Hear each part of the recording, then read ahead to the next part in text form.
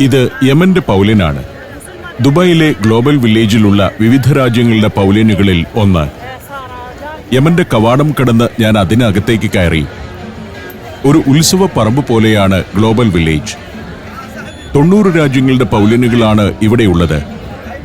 അവിടുത്തെ സംസ്കാരവും കലയും ഭക്ഷണവും കരകൗശലവും വാണിജ്യവുമെല്ലാം പ്രതിഫലിപ്പിക്കുന്ന പൗലിനുകളാണത്. അവയോരോന്നും കാണാനും കടകളിൽ നിന്ന് തനതുൽപ്പന്നങ്ങൾ വാങ്ങാനുമായി പതിനായിരങ്ങളാണ് ഇവിടെ വന്നു നിറയുന്നത്. യമന്റെ പൗലിനിൽ ഒരു സ്റ്റാളിൽ ഈ നിരത്തി വെച്ചിരിക്കുന്നത് തേനാണ്. ശുദ്ധമായ തേനും വിവിധ വിഭവങ്ങളുമായി കൂട്ടിച്ചേർത്ത തേനും ഇതിലുണ്ട്. അതെല്ലാം ചെറിയ സ്പൂണുകളിൽ കോരി സാമ്പിൾ രുചിക്കാൻ തരും. ഈ ഇളക്കുന്നത് ഹണി വിത്ത് നട്ട്സ് ആണ്. തേനിന്റെ 100 കണക്കിന് കോമ്പിനേഷനുകളാണ് ഈ നിരത്തി വെച്ചിരിക്കുന്നത്. ഐസ്ക്രീം കഴിക്കുന്ന ചെറിയ സ്പൂണിലാണ് ഇതിന്റെയൊക്കെ സാമ്പിൾ തരുന്നത്. യഥാർത്ഥ തേൻകൂട് അതേപടി വച്ചിട്ടുമുണ്ട്. അതിൽ നിന്ന് നേരിട്ട് തേൻ പിഴിഞ്ഞെടുക്കാം. ഒട്ടും മായം ചേരാത്ത തേനാണെന്ന് കൃത്യമായി തെളിയിച്ചാണ് വിൽപ്പന. ടാർ പോലെ കൊഴുത്ത തേൻ വരെയുണ്ട്. ഓരോ സ്റ്റാളിൽ നിന്നും സാമ്പിൾ യഥേഷ്ടം കിട്ടും. ഞാൻ അങ്ങനെ കിട്ടിയ കുറെ സാമ്പിളിനോട് നീതി പുലർത്തി. തേൻകടയിലുള്ള ഇദ്ദേഹത്തെ പരിചയപ്പെട്ടു. ഫഹദ് എന്നാണ് പേര്. യമൻ പൗലിനിലെ ഒരു സ്റ്റാളിന്റെ പ്രധാന ചുമതലക്കാരനാണ്. സഞ്ചാരം ഷൂട്ടിങ്ങിനായി ഞാൻ യമനിൽ ചെന്ന കഥയൊക്കെ ഇദ്ദേഹത്തോട് പറഞ്ഞു. സന ഉൾപ്പെടെ വിവിധ നഗരങ്ങളിൽ സഞ്ചരിച്ച കാര്യവും. യമൻ എനിക്ക് വളരെ ഇഷ്ടപ്പെട്ട രാജ്യമാണെന്ന് ഫഹദിനോട് പറഞ്ഞു. അവിടുത്തെ പട്ടണങ്ങൾ ഏതെന്നും അവിടുത്തെ കാഴ്ചകൾ ഏതെന്നും ഇദ്ദേഹം പറഞ്ഞു തരുന്നുണ്ട്. മറ്റൊരു കൗണ്ടറിലേക്ക് ചെല്ലുമ്പോൾ ഇതാണ് കാഴ്ച. മഞ്ഞളും കടുകും ജീരകവും മുത്താറിയും കുരുമുളകും ചുക്കും കറുവാപ്പട്ടയും ഗ്രാമ്പുവുമെല്ലാം ഉണ്ട്. നൂറ്റാണ്ടുകളായി യമൻ ഇത്തരം സുഗന്ധവ്യഞ്ജനങ്ങളുടെ വലിയ വ്യാപാരം നടക്കുന്ന നാടായിരുന്നു. അതുകൊണ്ടാണ് യമനിലെ ഏതൻ തുറമുഖത്തേക്ക് സുഗന്ധവ്യഞ്ജനങ്ങൾ തേടി യൂറോപ്യരും ഗൾഫ് നാടുകളിൽ നിന്നുമുള്ളവരുമെല്ലാം ചെന്നിറങ്ങിക്കൊണ്ടിരുന്നത്. ഈജിപ്റ്റ് ഉൾപ്പെടെയുള്ള രാജ്യങ്ങളിലെ വലിയ മാർക്കറ്റുകളിലേക്ക് നൂറ്റാണ്ടുകൾക്ക് മുൻപ് തന്നെ യമനിൽ നിന്നും അത്തരം വസ്തുക്കളെല്ലാം കൊണ്ടുപോയിരുന്നു. ഇവിടുത്തെ ഈ സ്റ്റാളിലും സുഗന്ധവ്യഞ്ജനങ്ങളുടെ നല്ല കച്ചവടം നടക്കുന്നു. മറ്റൊരു സ്റ്റാളിൽ യമനി പാത്രങ്ങളുടെ വിൽപ്പനയാണ്.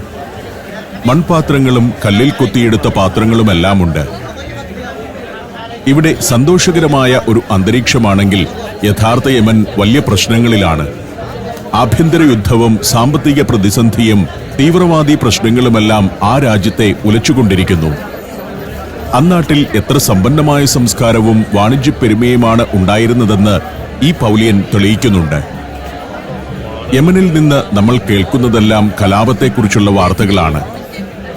എന്നാൽ ഇതൊക്കെ കണ്ടാലേ യഥാർത്ഥ യമൻ എന്താണെന്ന് മനസ്സിലാവുകയുള്ളൂ. ഒരു ഭാഗത്ത് യമനി കഠാരകളും വാളുകളുമാണ് പ്രദർശിപ്പിച്ചിരിക്കുന്നത്. അവരുടെ പാരമ്പര്യത്തിന്റെ ഭാഗമാണിത്. ജാംബിയ എന്നറിയപ്പെടുന്ന ഈ കഠാര അരയിൽ വെച്ച് നടക്കുന്ന പുരുഷന്മാരെയാണ് യമനിൽ എവിടെയും കാണുക. മറ്റൊരു സ്റ്റാളിൽ സ്ത്രീകളുടെ ആഭരണങ്ങളാണ് കൂടുതലും. പുരുഷന്മാർ അവരുടെ പ്രൗഢിയുടെയും കുലമഹിമയുടെയും പ്രതീകമായി കഠാരയാണ് ധരിക്കുന്നതെങ്കിൽ സ്ത്രീകൾ ഇത്തരം ആഭരണങ്ങൾ നെറ്റിയിലും കാതിലും കഴുത്തിലും കയ്യിലും അരയിലുമെല്ലാം അണിയുന്നു. നൂറ്റാണ്ടുകൾക്ക് മുൻപ് തന്നെ പല നിലകളിലായി കെട്ടിടങ്ങൾ പണിതിരുന്ന നാടാണ് യമൻ. ഇവിടെ ഇങ്ങനെയൊരു നടുമുറ്റമുണ്ട്. അതിന്റെ ഒരു വശത്ത് നട്ട്സും കോണും ഗ്രില്ല് ചെയ്ത് കൊടുക്കുന്ന ഒരു സ്റ്റാൾ. വലിയ ചോളക്കുലകളും ചെസ്നട്ടും ചുട്ടുവെച്ചിരിക്കുന്നു. തണുപ്പ് കാലത്ത് യൂറോപ്പിൽ പലയിടത്തും ഇങ്ങനെ ഗ്രിൽ ചെയ്ത ചെസ്നട്ട് തിന്നുകൊണ്ട് നടക്കുന്ന ആളുകളെ ഞാൻ കണ്ടിട്ടുണ്ട്. പണ്ട് കേരളത്തിലെ നാട്ടിൻപുറങ്ങളിൽ ചക്കക്കുരു കനലിൽ ചുട്ട് ഭക്ഷിച്ചിരുന്നത് പോലെയാണ് ഈ ചെസ്നട്ടിന്റെയും കാര്യം.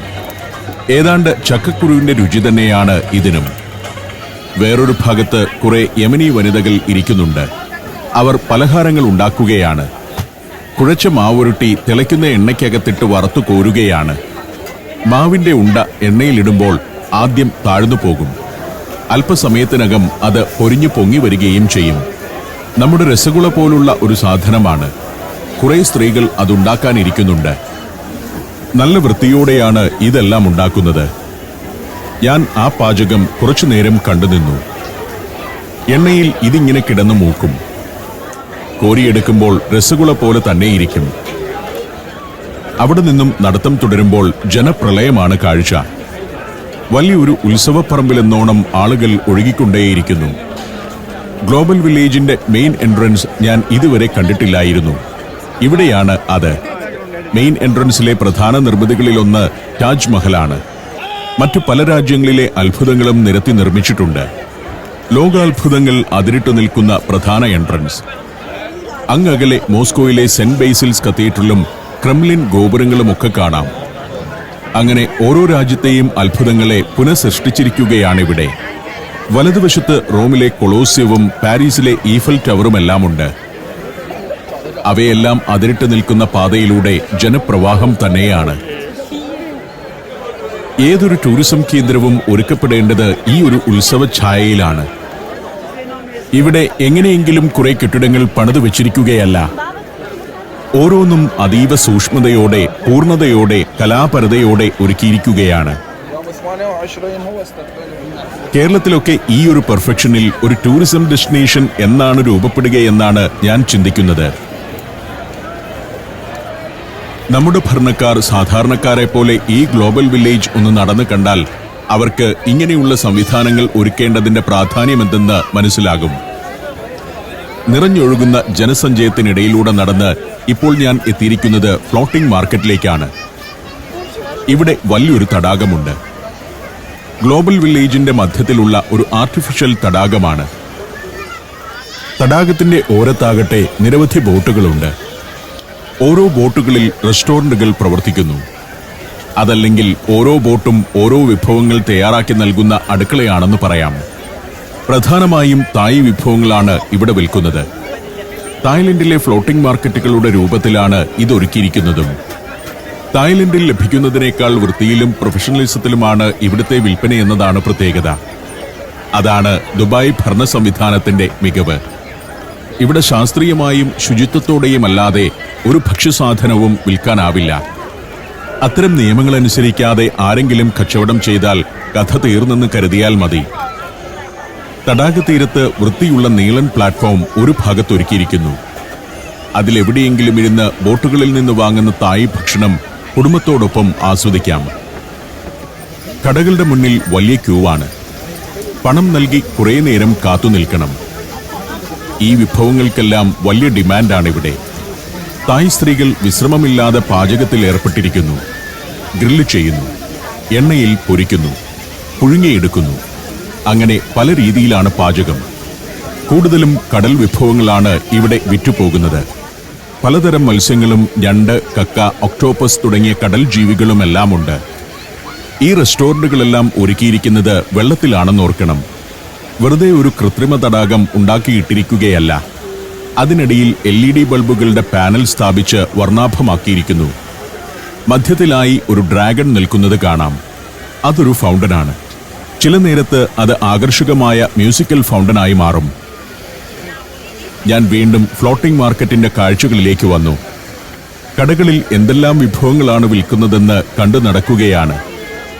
ഇത്രയും ആളുകൾ വന്ന് ഇത്രയേറെ ഭക്ഷണം വാങ്ങി ഇവിടെയെല്ലാം ഇരുന്ന് കഴിച്ചിട്ടും ഇവിടുത്തെ നിലവും പ്ലാറ്റ്ഫോമും പരിസരവും ഒന്ന് നിരീക്ഷിക്കുക. എത്ര വൃത്തിയോടെയാണ് ഇതെല്ലാം കിടക്കുന്നത്. ഇതൊരു ബാർബിക്യൂ റെസ്റ്റോറന്റ് ആണ്. Chicken barbecue, beef barbecue, salmon barbecue എന്നിങ്ങനെ പലതരം ബാർബിക്യൂകൾ. മാംസം കമ്പിൽ കോർത്ത് പ്രത്യേക സോസ് പുരട്ടി ഗ്രില്ലിന് മുകളിൽ വെച്ച് ചുട്ടെടുത്തുകൊണ്ടിരിക്കുകയാണ്. അനേകം വിഭവങ്ങൾ ഇന്റർനാഷണൽ വിഭവങ്ങളാണ്.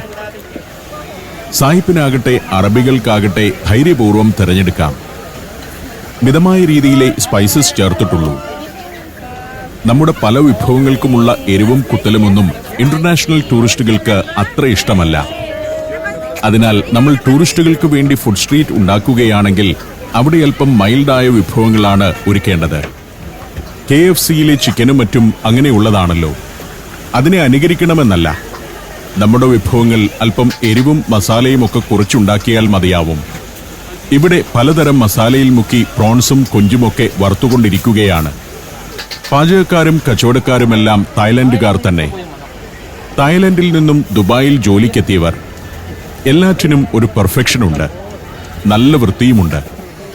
ഇതൊക്കെ കൃത്യമായ ഇടവേളകളിൽ പരിശോധിക്കാൻ സംവിധാനങ്ങളുണ്ടെന്നതാണ് പ്രത്യേകത.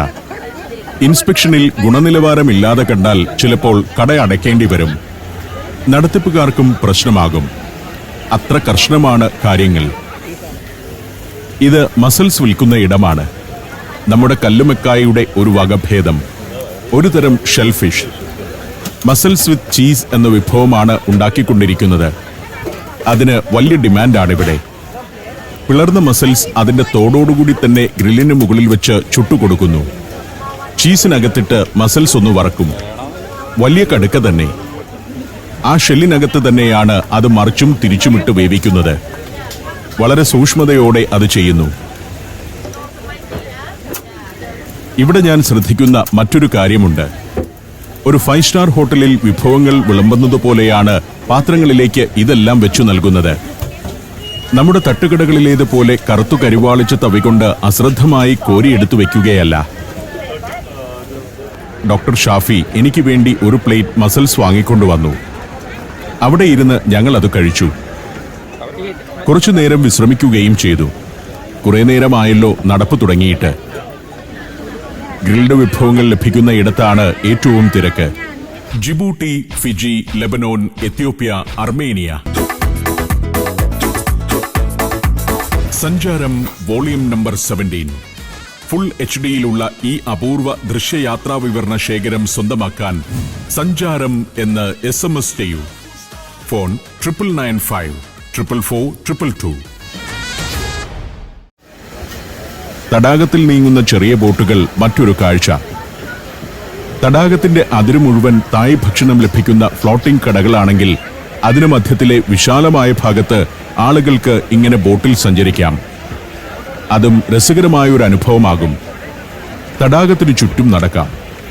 ചുറ്റുഭാഗത്തും ഫ്ലോട്ടിംഗ് റെസ്റ്റോറന്റുകളാണ്. ഈ ബോട്ടുകളിൽ നിന്നും ഒരു തരി മാലിന്യം പോലും തടാകത്തിലേക്ക് വീഴുന്നില്ല. 2018-ലാണ് ഗ്ലോബൽ വില്ലേജിൽ ഈ ഫ്ലോട്ടിംഗ് മാർക്കറ്റ് പ്രവർത്തനം തുടങ്ങുന്നത്. തായ് വിഭവങ്ങൾ ലഭിക്കുന്ന 20ഓളം കടകളാണ് അന്ന് ഫ്ലോട്ടിംഗ് മാർക്കറ്റിൽ ഉണ്ടായിരുന്നത്. ഇപ്പോൾ ഇവിടെ 38 തായ് സ്റ്റാളുകളുണ്ട്. തടാകത്തിന്റെ തീരത്ത് വൃത്തിയിൽ ടൈൽ വിരിച്ച നീളത്തിലുള്ള ഒരു തറ. അവിടെ വട്ടം കൂടിയിരുന്നാണ് സ്റ്റാളുകളിൽ നിന്ന് വാങ്ങുന്ന ഭക്ഷണം ഇവർ കഴിക്കുന്നത്. അത് കഴിക്കുന്നവരും ഒരു നിലവാരം പുലർത്തുന്നുണ്ടെന്നതാണ് ശ്രദ്ധേയമായ കാര്യം. ഭക്ഷണാവശിഷ്ടങ്ങൾ എവിടെയും ചിതറിയിടുന്നില്ല. കടലാസുകളോ പാത്രങ്ങളോ ചുരുട്ടി ഉപേക്ഷിക്കുന്നില്ല. എത്ര ഭംഗിയോടെയാണ് ഇതൊക്കെ കൈകാര്യം ചെയ്യുന്നതെന്ന് കാണുക. തടാകതീരത്തെ ഭക്ഷ്യാഘോഷം കുറെ നേരം കണ്ട ശേഷം ഇനി അടുത്ത കാഴ്ചകളിലേക്ക് പോകാൻ ഞങ്ങൾ തീരുമാനിച്ചു. തടാകത്തിലൂടെ ബോട്ടുകൾ നീങ്ങുന്നു. തിളങ്ങുന്ന തടാകത്തിനപ്പുറം ഗ്ലോബൽ വില്ലേജിലെ പൗലിനുകൾ പ്രകാശത്തിൽ കുളിച്ചു നിൽക്കുന്നതും കാണാം. എത്ര മനോഹരമായ ഒരു കാഴ്ചയാണിത്. ആരെയും ത്രസിപ്പിക്കുകയും കൊതിപ്പിക്കുകയും ചെയ്യുന്ന കാഴ്ച. ഇത്തരത്തിലുള്ള നിരവധിയായ പ്രദേശങ്ങൾ ചേർന്നതാണ് ദുബായ് എന്ന നാട്. ഇവിടെ വരുന്ന മനുഷ്യർക്ക് തിരികെ പോകുമ്പോൾ മനസ്സിൽ ദുഃഖവും നിരാശയും ഒന്നും ഉണ്ടാവില്ല. ഈ നാട് നൽകിയ അത്ഭുതങ്ങൾ മനസ്സിൽ അവശേഷിപ്പിച്ചുകൊണ്ടാവും മടക്കം. അതാണ് ദുബായ്. കേരളം ഇങ്ങനെയൊക്കെ ആകണമെങ്കിൽ നമ്മൾ എല്ലാ തരത്തിലും മാറേണ്ടതുണ്ട്. രാഷ്ട്രീയക്കാരുടെ ഭാവനയിലും കാഴ്ചപ്പാടുകളിലും മാറ്റം വരണം. ഫ്ലോട്ടിംഗ് മാർക്കറ്റിൽ നിന്നും നടത്തം തുടരുമ്പോൾ ഇത്തരം ചില ഇലക്ട്രിക് വാഹനങ്ങൾ കാണാം. അതിനെല്ലാം ഒരു ക്യാരക്ടറുണ്ട്. വില്ലേജിന്റെ ഒരു ഭാഗത്ത് വിശാല മൈതാനം പോലുള്ള ഒരു പ്രദേശമുണ്ട്. ആളുകൾ വിശ്രമിക്കുന്ന ഇടമാണ്. ആ നടുമുറ്റത്തിന്റെ അതിരുകളിൽ ആഫ്രിക്കൻ പൗലിനുകളാണ്. ആഫ്രിക്കയിലെ വിവിധ രാജ്യങ്ങൾക്ക് വേണ്ടിയുള്ള കോമൺ പൗലിനുകൾ. ഇന്ത്യക്കും യമനും ഉള്ളതുപോലെ ഓരോ പ്രത്യേക പൗലിനല്ല. ആഫ്രിക്കയ്ക്കും അമേരിക്കാസിനും യൂറോപ്പിനും വേണ്ടി കോമൺ പൗലിനുകളാണ് ഒരുക്കിയിരിക്കുന്നത്. ഞങ്ങൾ ആഫ്രിക്കൻ പൗലിന്റെ അകത്തേക്കൊന്ന് കയറാൻ തീരുമാനിച്ചു. എല്ലാ പൗലിനിലും കയറി ഓരോ സ്റ്റാളുകളും കാണേണ്ട എന്ന തീരുമാനത്തോടെയാണ് വന്നതെങ്കിലും അതിനു മുന്നിലൂടെ പോകുമ്പോൾ ആ പൗലിനുകൾ ഞങ്ങളെ അവിടേക്ക് വലിച്ചു കയറ്റുകയാണ്. ഗ്ലോബൽ വില്ലേജിന്റെ ചിത്രീകരണം ആവശ്യത്തിലധികമായോ എന്ന് സംശയിച്ചുകൊണ്ടാണ് എന്റെ നടത്തം. അപ്പോഴാണ് പുതിയ പുതിയ കാഴ്ചകൾ മുന്നിലേക്കെത്തുന്നത്. ആഫ്രിക്കയിലെ പല രാജ്യങ്ങളുടെ സ്റ്റാളുകൾ ഒന്നിച്ചാണ് ഈ പൗലിനിൽ ഒരുക്കി വെച്ചിരിക്കുന്നത്. ആഫ്രിക്കൻ വില്ലേജ് എന്നൊരു ഭാഗം, കെനിയയും എത്യോപ്യയും ഉൾപ്പെടെ പല രാജ്യങ്ങളുടെ വിപണനശാലകൾ. ഓരോ രാജ്യത്തു നിന്നുമുള്ള ഭക്ഷ്യവിഭവങ്ങളും കരകൗശല വസ്തുക്കളും വനവിഭവങ്ങളും ഫർണിച്ചറുകളും തടിയിൽ കൊത്തിയെടുത്ത ശില്പങ്ങളോടുകൂടിയ കസേരകളും ലെതർ ഉൽപ്പന്നങ്ങളുമെല്ലാമുണ്ട്. തടിശില്പങ്ങളാണ് വേറൊരു കാഴ്ച. ആഫ്രിക്കൻ ഗോത്രത്തനിമ തിളങ്ങുന്ന ഉൽപ്പന്നങ്ങൾ. സിംബാബ്വേയിലൂടെയും സാംബയിലൂടെയും ഒക്കെ സഞ്ചരിക്കുമ്പോൾ ഇത്തരം ധാരാളം ശില്പങ്ങൾ വഴിയരികിൽ നിരത്തിവെച്ച് വിൽക്കുന്നത് ഞാൻ കണ്ടിട്ടുണ്ട്. പണവുമായി ഇറങ്ങിയാൽ കണ്ടെയ്നർ കണക്കിന് സാധനങ്ങൾ ഇവിടെ നിന്ന് വാങ്ങിക്കൊണ്ടു പോകാം.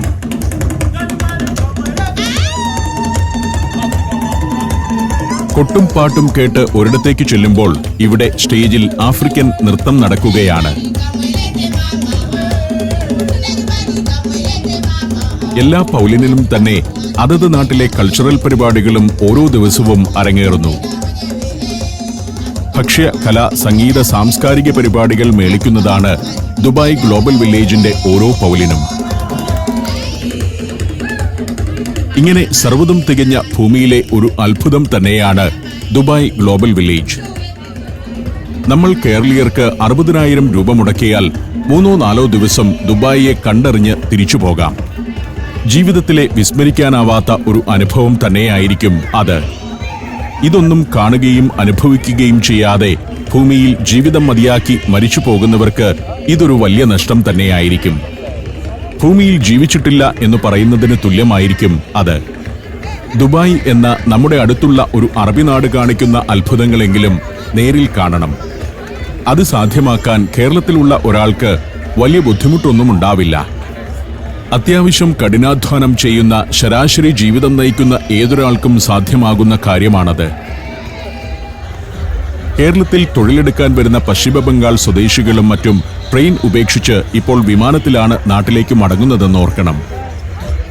എല്ലാം മലയാളിയുടെ പണം തന്നെയാണ്. നടത്തം തുടരുമ്പോൾ യൂറോപ്പിന്റെ പൗലിനടുത്തേക്കാണ് എത്തുന്നത്. അതിന്റെ കവാടമാണിത്. ഈ കളർ സ്കീമും ലൈറ്റിങ്ങും ഒക്കെ എത്ര മനോഹരമാണെന്ന് കാണുക. യൂറോപ്പ് പൗലിനിലും ആൾത്തിരക്കുണ്ട്. അതിനകത്ത് കയറി കുറച്ചുനേരം ചെലവഴിക്കണമെന്ന് എനിക്ക് തോന്നിയില്ല. ഏത് പുതിയ ആശയവും ലോകത്ത് ആദ്യമായി മുന്നോട്ട് വെച്ചതിന്റെ അഭിമാനമുള്ളവരാണല്ലോ യൂറോപ്പുകാർ. അതിന്റെ ഒരു പ്രൗഢി അവരുടെ ഉൽപ്പന്നങ്ങൾക്കുമുണ്ടാകും. ഏതായാലും യൂറോപ്യൻ പൗലിനിൽ കയറാതെ മുന്നോട്ട് നടന്നു. അടുത്തതായി അമേരിക്കാസ് പൗലിന്റെ സമീപത്തേക്കാണ് എത്തുന്നത്. യൂറോപ്പിന്റെ തനിപ്പകർപ്പായ അമേരിക്കാസ് അല്ല ഇവിടെ കാണുക. അമേരിക്കൻ ഇന്ത്യൻസിന്റെ ഗോത്ര സംസ്കൃതി തുളുമ്പുന്ന കാഴ്ചകളാണ് അവിടെയുള്ളത്. അതിന്റെ മുന്നിൽ നിൽക്കുമ്പോൾ കുട്ടികൾക്കുള്ള ഒരു ഡബിൾ ഡെക്കർ വാഹനം കടന്നു പോകുന്നത് കണ്ടു. ഫൺ ബസ്സാണ്. കുട്ടികൾക്ക് കളിക്കുകയും കയറിയിരിക്കുകയും ചെയ്യാം. കുട്ടികൾ മാത്രമല്ല, മുതിർന്നവരും അതിൽ ഇരിപ്പുണ്ട്. ശരിക്കും ഒരു ടോയ് വാഹനമാണ്. ഡബിൾ ഡെക്കർ കുട്ടി ബസ്. ഫൺ ഇവിടെ ഏത് കാര്യം ഒരുക്കുന്നതിലും ഒരു ഘടകമാണ്. ഒരു ഉല്ലാസ കേന്ദ്രത്തെ ഏറ്റവും സജീവമാക്കുന്നതും നേരം പോക്കുകളാണല്ലോ. പിന്നെ എത്തിയത് കൊറിയയുടെ പൗലിന്റെ സമീപത്തേക്കാണ്. Japan, China, Russia, Afghanistan, Pakistan, Turkey എന്നിവയുടെയൊക്കെ പൗലിനുകൾ ഇവിടെ ഇനിയും കാണാൻ കിടപ്പുണ്ട്. അതൊക്കെ എപ്പോൾ കണ്ടു തീർക്കുമെന്ന ആശയക്കുഴപ്പം മാത്രമേ സന്ദർശകനുണ്ടാകൂ. കാഴ്ചകൾ നിരന്തരമായി മുന്നിലേക്ക് വന്ന് ഇവിടെ എത്തുന്ന സന്ദർശകനെ ശല്യപ്പെടുത്തുന്ന ഒരവസ്ഥ. ഗ്ലോബൽ വില്ലേജ് കണ്ടു തീർക്കാൻ പറ്റാതെ നടന്നു മടുക്കും. അവസാനം ഇറങ്ങിപ്പോവുക നിരാശയോടെയായിരിക്കും. ഇവിടെ ഇനി കാണാൻ ഒന്നുമില്ലല്ലോ എന്ന നിരാശയല്ല, മുഴുവൻ കണ്ടു തീർക്കാനായില്ലല്ലോ എന്ന നിരാശ. കൊറിയയുടെ അടുത്തുനിന്നും നടന്ന് ഞങ്ങൾ വീണ്ടും അമേരിക്കാസ് പൗലിന്റെ മുന്നിലെത്തി. അതിനകത്തേക്ക് കയറാനാണ് തീരുമാനം. റെഡ് ഇന്ത്യൻ, ആസ്റ്റക്, ഇൻക ഗോത്രചിഹ്നങ്ങളോടെയാണ് അമേരിക്കാസിന്റെ കവാടം പണിതിരിക്കുന്നത്. ആധുനിക അമേരിക്കയുടെ ശൈലിയിലല്ല. കയറി ചെല്ലുമ്പോൾ അങ്ങേയറ്റത്ത് ഉയരമേറിയ ഒരു സ്റ്റേജിൽ ഗോത്രനൃത്തം നടക്കുന്നുണ്ട്. മായൻ, ആസ്റ്റക്, ഇൻക തുടങ്ങിയ ഗോത്രങ്ങളായിരുന്നല്ലോ ആദ്യകാല അമേരിക്കാസ് നിവാസികൾ. പല പല റെഡ് ഇന്ത്യൻ ഗോത്രങ്ങളും. അവരുടെ നൃത്തവും സംഗീതവുമൊക്കെ എല്ലാ ദിവസവും ഇവിടെ അവതരിപ്പിക്കുന്നുണ്ട്. നേറ്റീവ് അമേരിക്കൻസിന്റെ കലാരൂപങ്ങൾ. കുറച്ചുനേരം ആ നൃത്തം ഞാൻ കണ്ടുനിന്നു.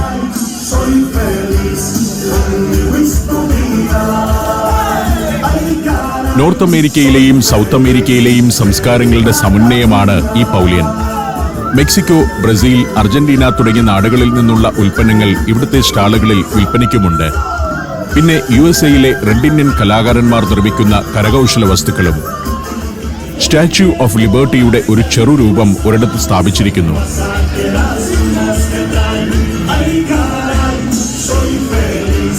അമേരിക്കാസ് പൗലിനിൽ നിന്നും ഇറങ്ങി കൊറിയയുടെ മുന്നിലേക്ക് എത്തുകയാണ്. ഇനിയും ഓരോ പൗലിനിൽ കയറിയാൽ 6 or 7 എപ്പിസോഡുകൾക്കുള്ള ദൃശ്യങ്ങൾ ഷൂട്ട് ചെയ്യാൻ കഴിഞ്ഞേക്കും. കൊറിയയിൽ കയറണമോ വേണ്ടയോ എന്ന സന്ദേഹമായി. പക്ഷേ അത്രത്തോളം വേണ്ട. ഗ്ലോബൽ വില്ലേജ് എന്താണെന്ന് പ്രേക്ഷകർക്ക് ഇതിനകം മനസ്സിലായി കഴിഞ്ഞിരിക്കും. ഇനി ചെയ്യേണ്ടത് പ്രേക്ഷകർ നേരിട്ട് ഇവിടെ വന്ന് കാണുകയാണ്. ഒരു തണുപ്പുകാലത്ത് ദുബായിലേക്ക് വന്നാൽ ഗ്ലോബൽ വില്ലേജിന്റെ ആ മാസ്മരികത അനുഭവിക്കാം.